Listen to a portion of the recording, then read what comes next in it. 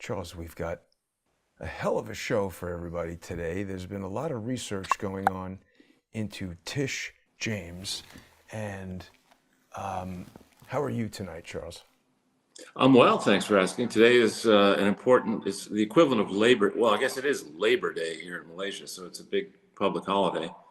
Malabor Day? Fortunately, so I stocked up. I went to my local upscale market and stocked up for food.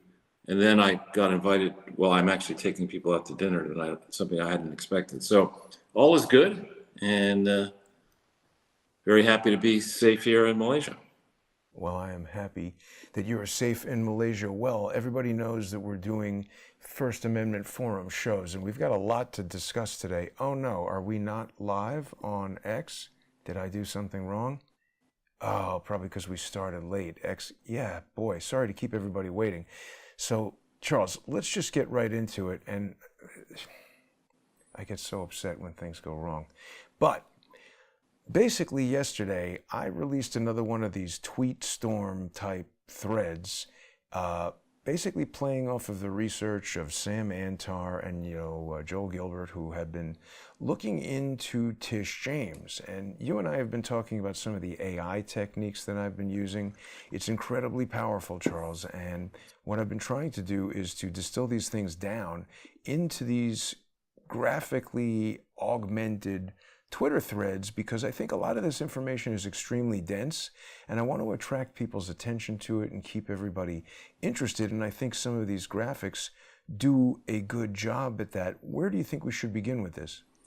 I think we should begin with we should go back to John Hope Bryant, and because this is not the first time that we've exposed this idea that helping people who have awful credit or low income to buy a property in a blighted neighborhood is a stupid fucking idea. It's just a very bad idea.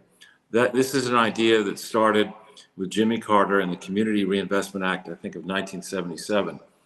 And it's led to an industry, a cottage industry of nonprofits, numerous nonprofits, typically in blue cities and states, where it sounds great. There are various programs to avert foreclosure or help first-time home buyers with low income and troubled credit get mortgages. But that's a fundamentally stupid idea. Buying a blighted property, buying any kind of property is a bad idea if you're somebody who is, first of all, not handy, not good him or herself fixing the property, because you're going to be reliant to keep the thing well maintained. You're going to be reliant on vendors who are going to gouge you.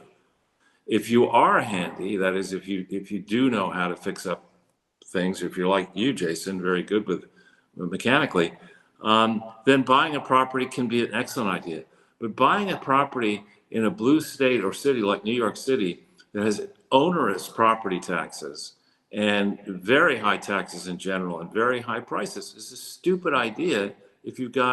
Even if you've got good credit, it's a stupid idea. But if you've got bad credit, if you've got low income, it's a waste of money. And what has happened, and it's going to lead you into the place that we got in 2008 and 9. Some argue that we're now facing down the barrel of a housing crunch even worse than 2008 and 2009. So we chronicled that with John Hope Bryant in Los Angeles. He put together this empire of for-profit and non-for-profit operations, which sounds great on paper. We're going to help poor people and African Americans and other minorities be a first-time home buyer. It sounds great, but it's not a great idea. Particularly if you don't know how to maintain the home, if you don't have the money, if you've got already with low income, to give somebody a down payment that they don't have, to get somebody into a mortgage that they can't pay, you're encouraging them to go into financial slavery. And so I bring this up to say that we're going to talk today about a second case, Tish James. We've gone into depth on John Hope Bryant, and Bob Bishop has done some fantastic work on him. But Tish got involved with this thing that you found out that fits all the hallmarks of a charity fraud. In our first in-depth one of our early in-depth broadcasts in 2017, we talked about the business model for charity fraud. So the business model for charity fraud includes having an entity that operates a whole bunch of other entities with similar sounding names that are not necessarily properly accounted for, both in the reports that go to the IRS and the audits, the quote audits that are put together by, if there is a real independent auditing firm on the entity. And in this case, this website. There's an entity called what's it called, Jason? Neighborhood Housing Service of New York City. Right. So this is an entity that was put together in the early 80s after the Community Reinvestment Act was formed, in theory, to help people in the blighted portions of New York become homeowners. And it was catering, if you read the names they come up with, if you read this website in depth, the programs they came up with, one of them was all about helping first-time home buyers become property owners. Another was to help troubled home buyers avoid foreclosure. And what they say in this website, from memory, is that they target certain areas in New York City. And in one of the areas they target is Bedford-Stuyvesant. Now, Bedford-Stuyvesant is a neighborhood. It's not a borough. And as such, neighborhoods have a habit in New York City. When I was a kid, we called the financial district the financial district. Now they call it FI-DI. They called, they have neighborhoods are kind of vague. And I have to say, and New Yorkers, I'll confess that I'm a snobby New Yorker. Most of we snobby New Yorkers view anything outside nice parts of Manhattan as being a foreign country. So I'm not intimately familiar with Brooklyn. Yeah. But the story on Tish James starts with this property here that where she got financial help, I think illegally, from this thing that you're talking about, this neighborhood, what's it called again? Neighborhood Housing Services of New York. Of NYC. Yeah. Right. So that she alleged on the forms that we're going to go through that the property you just saw was in Bedford-Stuyvesant. And when I asked, I Jasoned Grok. To Jason something is to question it intensively. I asked them initially, is this property in Bedford-Stuyvesant? And Grok came back and said yes. And I said, I didn't go full Jason and say, expletive deleted, you're wrong. I just said you're wrong. And they came back and I sent you the email and they said, right, it's in something called Clinton Hill. And the significance of that is Bedford-Stuyvesant, when I was a kid in the 60s, was like, going into Kabul. I mean, or Ukraine. It was a war zone. Yeah. There were burned down buildings. There were lots strewn with garbage and bricks. It was a very dangerous place that you wouldn't want to go to. Right.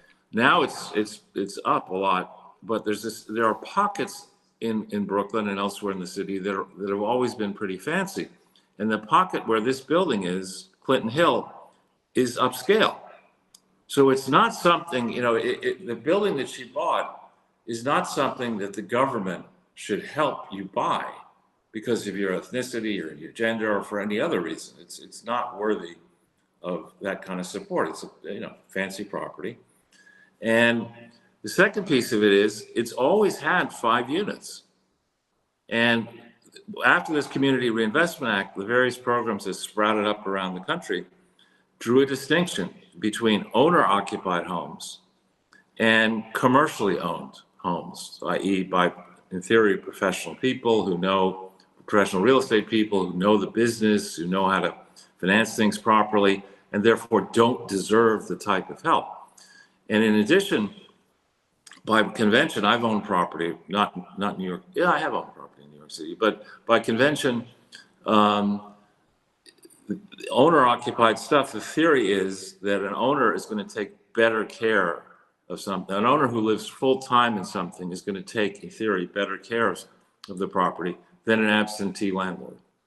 So the way in which the bureaucrats across the country, in all the states, blue and red, drew lines is they said, if your property is more than 4 units, it doesn't deserve this type of help. So it's not, the fact that she bought a 5-unit thing and has been saying it's a 4-unit thing is not a math error. It's a fundamental warning sign that this is a fraud. Yeah. And a real bank, a real credit, in my experience, credit officers become marketing officers in boom times. You get unbelievable credit in a boom, right? Because the banks are falling over themselves. If you don't finance this, some other bank's going to finance it. You won't get a bonus. And then when times get rough, as they're about to in the United States, the decision on keeping your financial arrangements alive move from the credit officer to the risk officer. And one of the companies our family owned was called Shaw and Borden in Spokane. And my father would tell me stories that the chief risk officer in the company, the guy who would decide whether a customer got credit or whether the company itself should borrow money, wore a hearing aid. Now, he wasn't deaf, but he wore a hearing aid and he turned it off in discussions about whether somebody should get credit, which was a pretty sure sign you weren't going to get credit because he just wouldn't listen to the arguments. So, when you go from the boom to the bust, suddenly there's no talk of, credit. It is how are you going to pay off this mortgage tomorrow, or we're going to foreclose. So the fact that this awful human being, and I think Tish James is, down there with Hillary Clinton. She's a lying, corpulent bitch who ran on a program of unseating the president of the United States. That was the basis upon which she ran. And she concocted this lawsuit, which should have never been brought in the first place. It was a waste of taxpayer funds. It is an Exhibit A in why I left New York City. If you could go, the Attorney General of the state of New York can decide retroactively, many years after an event, that a mortgage that Donald Trump took out and repaid in full and on time, with all interest and whatever fees, if you can decide as the Attorney General that mortgage should never have been issued to Donald Trump at the time, back in history, you're living in la la land, right? I mean, that's a ridiculous. You're living with a petty tyrant. With although New York City is running deficits, it has access to capital markets, so it has a lot more money than any billionaire, New York State. And if she could decide, as she did decide, to target a sitting president of the United States running for re-election with a frivolous lawsuit, and then move that into a place where you get a judgment against him approaching $500 million. Yeah. And meanwhile, knowing all along that you have this property here in New York that you should have never been able to buy in the first place, getting all these special favors from a nonprofit, we'll get into that in some depth, and you're the Attorney General. So you're targeting the president with state funds for mortgage fraud when you have lived your entire life as Exhibit A as a mortgage fraudster. It's unbelievable. And the feds under Biden did nothing about it, and not only did nothing about it. I mean, I don't mean to belittle what you've done. What you've done is magnificent, but you're one dude, and you're working with the internet, and you're not a trained lawyer, you're not an accountant. You were able to find this. How come the U.S. attorney in the Southern District of New York didn't notice this fraud that's been ongoing for decades? How come nobody saw this? And if they did see this, what do the records show about people telling staffers or whoever found this? We got a serious problem with Tish James. We can't let her prosecute the sitting president, run on a campaign, solicit money, perhaps from outside the state, maybe even foreign money, if you go into her campaign filings. Maybe she got money from ActBlue. How could the federal Bureau of Investigation not notice that Tish James is a serial mortgage fraudster? And still, to this date, I think she still owns this property. Where did she get the down payment to buy this property? Where did she get the original mortgage? And I don't know if we save going into this nonprofit for the paid subscriber section, because it's going to take us a while to go through it, or whether we give a few.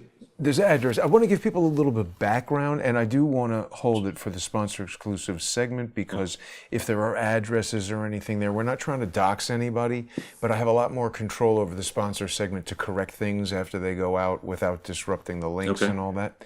So we'll definitely, when people join us right after this on subscribestar.com/crowdsourcethetruth, patreon.com/crowdsourcethetruth. People can't sign up to Odyssey temporarily because they're restoring their payment system, but people can also join us on crowdsourcethetruth.substack.com or subscribe on my X at JG_CSTT. And I just want to expand a little bit, Charles, on what you were saying, because of course everybody knows that Sam Antar and Joel Gilbert had found quite a bit of stuff having to do with Tish James claiming to have married her father in order to be able to get a mortgage, claiming that a 5-unit home was a 4-unit home.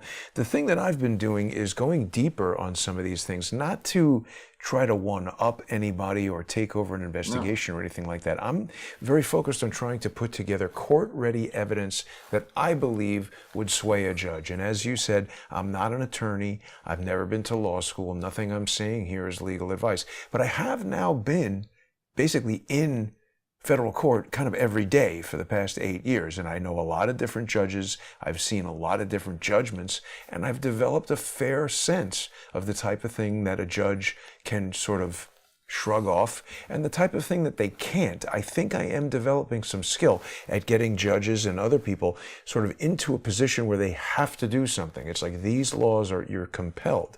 And so what I've been doing is going to this ACRIS database and, finding various documents that lead us to all kinds of things. So we're not trying to rehash information that's already been out. I briefly touched on it there, but this is the part that I think is going to be new to everybody, is the neighborhood housing services of New York City and how Letitia James took advantage of this thing, did all kinds of screwy stuff with loans, liens. We got to talk about that because people are confused about a mortgage, a lien, a loan, what all of that is. But the lien was assigned to the State Bank of India, which has a very troubling history of fraud. She's using nonprofits to do all of this, which is, of course, your area of expertise and something that you've taught me a bit about. She seems to be using shell nonprofits, companies that do not legally exist as nonprofit entities in a similar fashion to the Clinton Foundation and some of the other things that we've looked at. And you're right, she really is displaying what I think can only be described as psychopathy to totally throw the country into arms, up in arms, and pursue Donald Trump, as you said, for $500 million, while she knows this is not mistake territory. Right. This whole thing with the nonprofit, it cannot be explained away by Abby Lowell as, she was in her 20s, she checked the wrong box, she didn't understand the form. These are things that have been happening in 2017 and even more recently, while she is a city council member and then later attorney general. And, you can't accidentally set up a nonprofit with a name so similar to the main thing. Call it a division located in New Jersey. Where are the bank accounts? Where are the determination letters with the IRS? Charles, this is an absolutely nuclear dumpster fire over here, and we've just been discovering it over the past 2 days. Yeah, and so to get into that a little bit, after 9/11, the banking system very significantly tightened the ability of individuals and entities to open bank accounts. So that I remember the first time when I was working on Wall Street, fortunately I had another bank account, but I tried to get open a bank account at Citibank on Wall Street, on the main branch on Wall Street, across the street from Dillon Reed. And I gave them my paycheck, And, and so I want to deposit this in a new account. And they said, how do we know this, that you are you? I said, excuse me? And I presented some ID. Well, how can we verify that this is really your ID? I said, isn't that the point of ID? But anyway, it became much tougher after 9/11, even then, for individuals and corporations, generally speaking, to open bank accounts. Not true, however, with nonprofits. So the key with a nonprofit is to get the equivalent of a social security number, an employer identification number, an EIN.